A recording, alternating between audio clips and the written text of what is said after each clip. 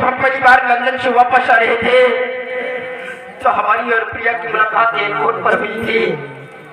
और इतना ही नहीं, उसने ही पहले मुझसे शादी का इजहार किया था कि मैं आपसे शादी करना चाहती हूँ, आपकी दुल्हन बनकर आपके घर जाना चाहती हूँ। तो फिर वो मुझे छोड़कर क्यों जाएंगे बाबूजी? ये क्या कर दिया तुम? मतलब शादी के पहले तुम दोनों बच्चे एक दूसरे से मिल चुके थे, एक दूसरे को लव करते थे। बेटा इसी बात को लेकर के तो मैं भी कंफ्यूज हो रहा हूँ कि मैं इतना बड़ा जमींदार हूँ, तू एक बैरिस्टर है, फिर हम सब लोगों को छोड़ करके दूसरे घर को क्यों अपनाएगी मेरी बहू? मेरे जाने के बाद बेटा मैं भी तो घर पे नहीं था, मैं तो तीर्थ यात्रा के चला गया था। और जब वापस आया तो देखा क्या हूँ कि तेरी माँ और ये एक कमरे में जाकर के दार करके हो रहे थे। मैंने पूछा कि क्या हुआ है, तो दोनों ने एक ही स्वर में मेरे को यही जवाब दिया कि तुम्हारी बहू सारे जेवरों को लेकर के किसी दूसरे लड़की के साथ निकल गई। लेकिन मेरे को विश्वास नहीं हो रहा बेटा कि मेरी बहू ऐसा करे। खेला नहीं पता है पर आसना हो बाबूजी उधर साथ भी चले वो मुझे छोड़ कर नहीं जा सकती है, क्योंकि उसने ही मुझसे कहा था कि स्वामी जी जाइए, अगर उस गरीब इंसान की जान बच गई तो वो लोग हमें कितनी दुआएं देंगे। बाबूजी मुझे लगता है कि हमारी प्रिया के साथ कोई साजिश रची गई है। हाँ बाबूजी, क्योंकि हम दोनों ने साथ जीने साथ मरने की सौगंध खाई थी, तो फिर वो मुझे छोड़कर क्यों जाएगी बाबूजी?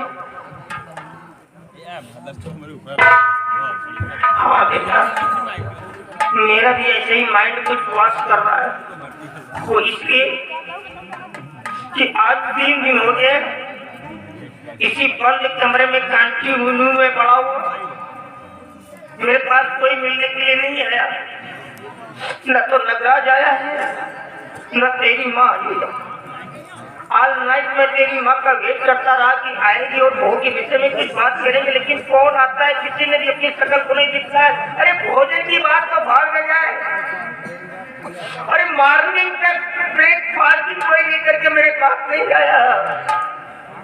और 3 दिनों से कंटिन्यू में भूखा तड़प रहा इसी कमरे के अंदर। ये औरत नहीं, ये मेरी औरत नहीं हो सकती है, ये मेरी औरत नहीं हो सकती है। बताइए कि हम क्या करें, क्योंकि हम प्रिया के बगैर जी नहीं पाएंगे। मैं मर जाऊंगा। बात कर रहा, संघर्ष जीवन का दूसरा नाम है बेटे। हम लोग ऐसे बुद्धि मौत नहीं मर सकते। चल मेरे साथ कमरे में मेरे साथ आराम कर, चल होने के सुबह, और सुबह होते ही हम अपनी बहू की तलाश करेंगे, उसे खोज करके लाएंगे, पूछेंगे कि बेटा क्या हुआ तेरे साथ में। लेकिन याद रखना, अगर इन दोनों की कोई पकड़ मेरे को मिल गई, बहू ने बतला दिया, तो मैं मार डालूंगा, दोनों को एक साथ शूट कर दूंगा। वैसे भी मेरी जमींदारी भाग में मिल चुकी है। रात के समय घर से बाहर निकलता हूँ तो किसी को शक्ल नहीं दिख रहा था। अब मारा बंद अब कुछ नहीं बचा मेरे पास, मार डालूंगा मैं, जिंदा नहीं छोड़ूंगा। चल मेरे साथ मेरे कमरे में आराम कर, चला जा।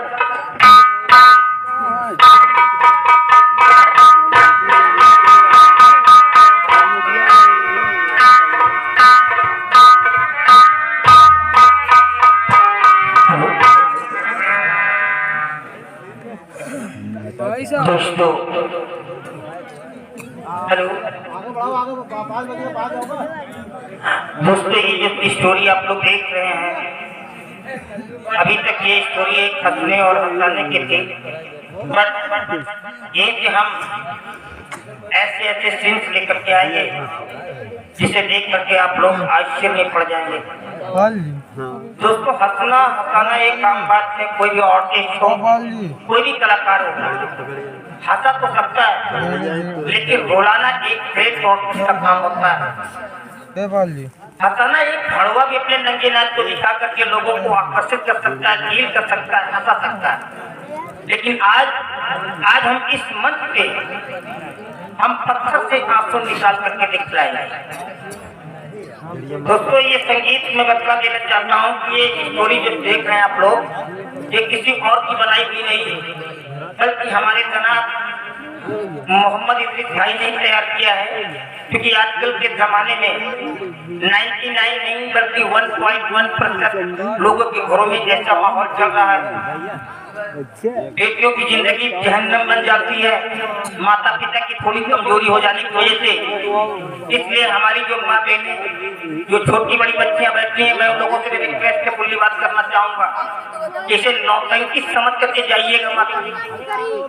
पूरा स्टोरी देख करके लास्ट तक देखेंगे तो आपको निष्कर्ष मिलेगा और आपके लाइफ में कभी काम आएगा।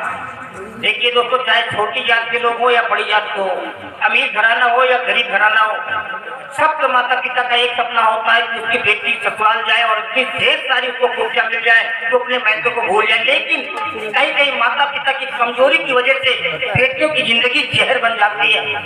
यही पे आप ले लीजिए, आज प्रताप सिंह अपनी बेटी के लिए वहाँ गया और जमींदार राणा सिंह की पत्नी की भावनाओं को समझ लेता वहीं पर और शादी से रिफ्यूज कर देता, इनकार कर देता, तो शायद उसकी बेटी का ये हाल नहीं होता। ये प्रताप सिंह की कमजोरी की वजह से आज उसकी बेटी चली गई।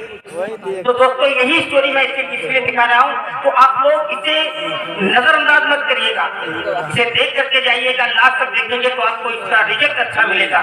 और हम आशा दिलाते हैं कि आपकी मेहनत, जागने की मेहनत व्यर्थ नहीं जाएगी, आपको एक नसीहत जरूर मिलेगी।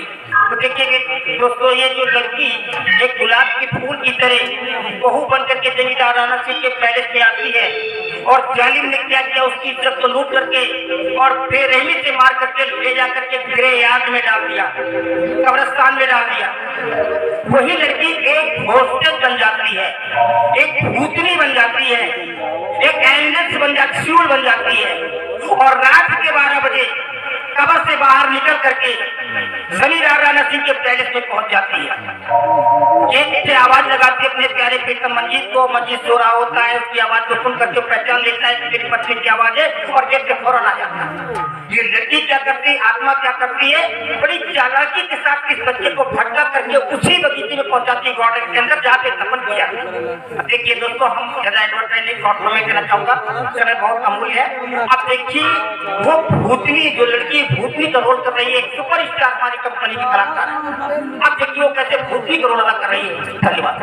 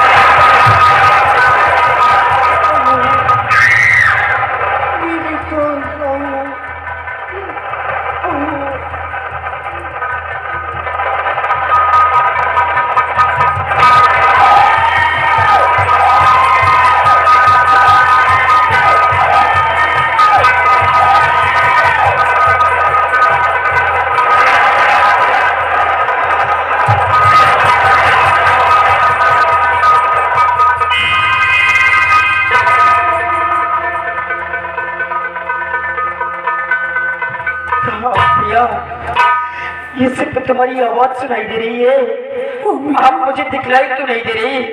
प्रिया, प्रिया,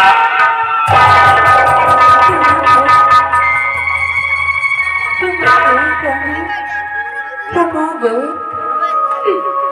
गए स्वामी, आ गए।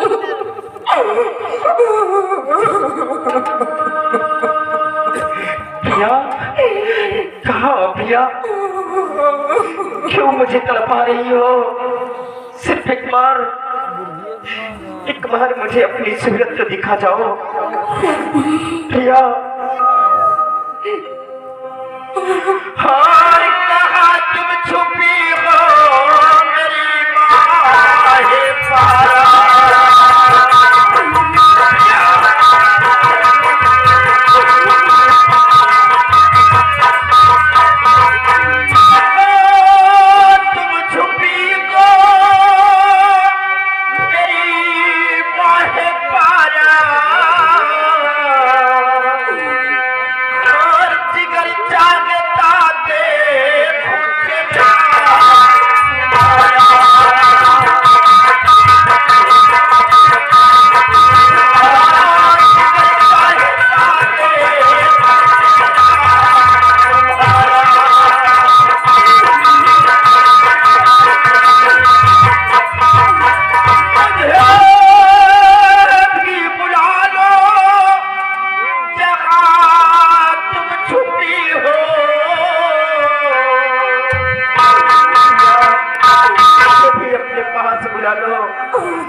हम तुम्हारे बगैर नहीं जी पाएंगे।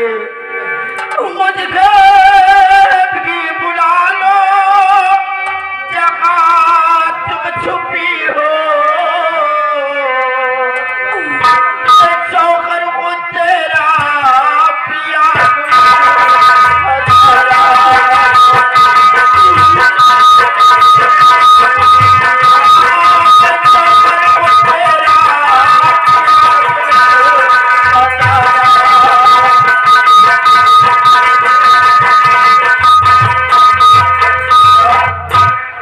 तुम्हारा मंजीत बोल रहा हूँ। तुम कहाँ पर हो प्रिया?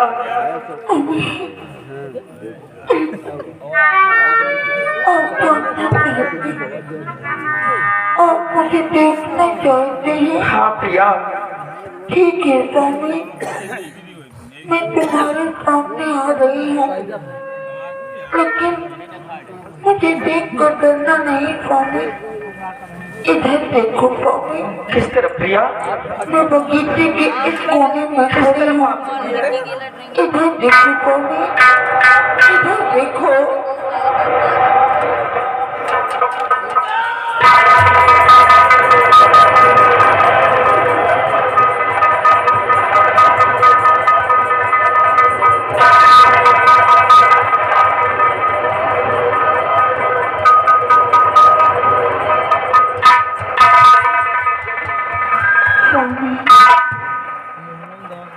अपने पीछे देखिए स्वामी,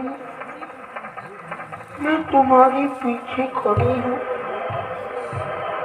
इधर देखो स्वामी।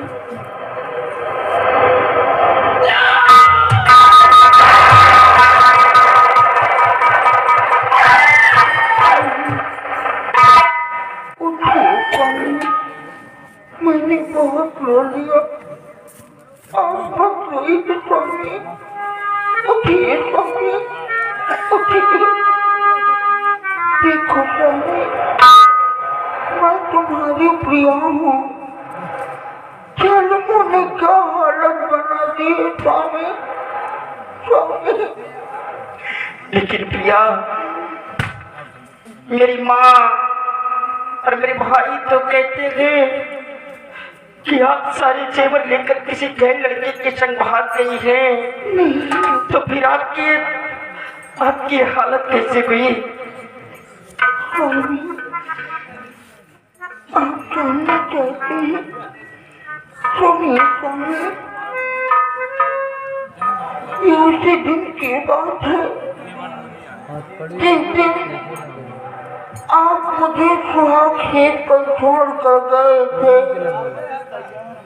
माने दासियों द्वारा मुझे भीतर बुलाया स्वामी, और मुझे बहुत मारा स्वामी। इतना ही नहीं स्वामी, आपके बड़े भाई ने मेरी अस्मत लूट कर माँ के साथ मिलकर मुझे मार डाला।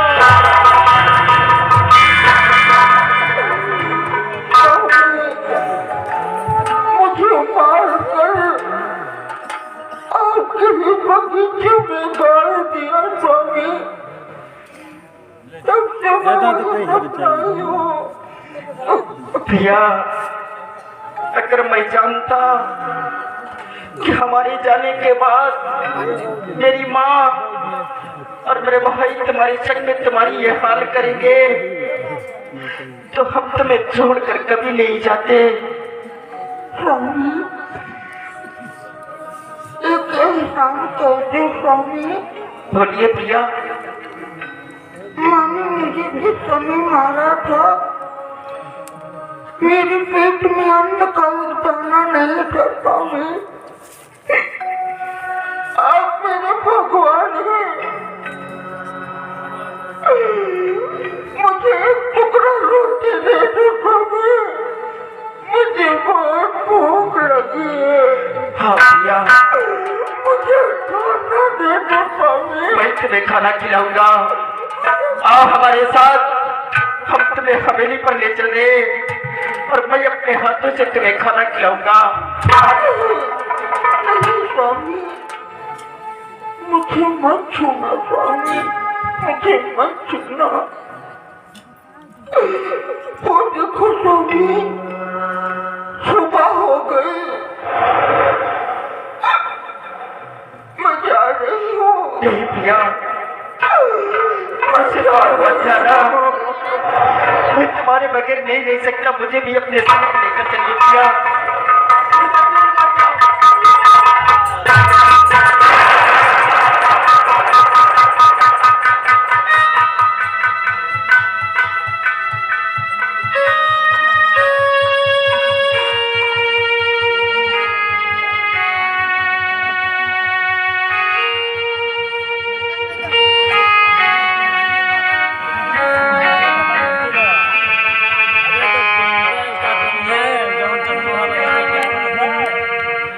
मतलब कि मेरी माँ और मेरे भाई ने मिलकर हमारी प्रिया को मार डाला गया, और हम बाप बेटे से बतलाया जा रहा कि सारे जेवर लेकर किसी गए लड़के के संग भाग गई है। लेकिन प्रिया, जिस हवेली के अंदर तेरे कातिल है, आज के बाद ये तेरा मंजीत भी उस हवेली की तरफ कभी नहीं जाएगा। हम अपने प्राण त्याग देंगे, लेकिन मैं तेरे कातिलों को कभी चेहरा नहीं देखेंगे।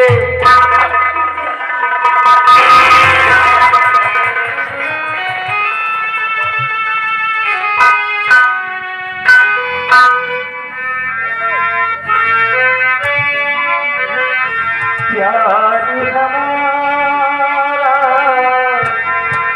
अमर रहेगा, या